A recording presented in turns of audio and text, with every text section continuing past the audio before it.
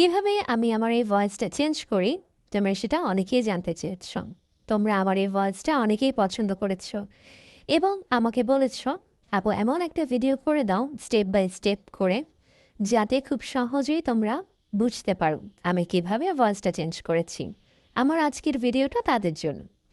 পুরো ভিডিওটা স্কিপ না করে দেখলে আশা করি খুব সহজেই তোমরাও শিখে নিতে পারবে। তোমরা যে ভয়েসটাই দিয়ে থাকো না কেন, তোমাকে কিন্তু ভয়েস ওভারটা আগেই রেডি করে নিতে হবে।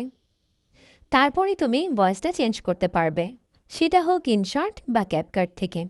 তবে আমি তোমাদের ক্যাপকাট থেকেই করে দেখাচ্ছি, কারণ তোমরা ক্যাপকাট থেকেই দেখতে চেয়েছিলে।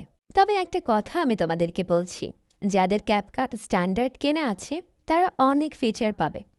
যেহেতু আমি কিনি নাই, তাই আমার ডায়মন্ড মার্ক বাদে যে ফিচারগুলো আছে তাই ব্যবহার করতে হচ্ছে। যাই হোক, বেশি কথা না বলে চলো দেখিয়ে দেই কিভাবে ভয়েসটা চেঞ্জ করেছি।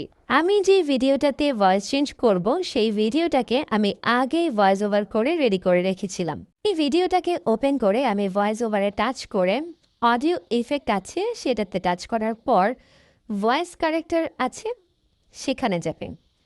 এখানে তোমরা যারা আমার মতো ফ্রি ইউজার তার ডায়মন্ড মার্ক ছাড়াগুলো ব্যবহার করতে পারবে। আর যাদের কেনা আছে তারা এখানে অসংখ্য ভয়েস এর ফিচার পাবে, তারা তাদের পছন্দ মতো যে কোনো একটা ফিচার ব্যবহার করতে পারবেন।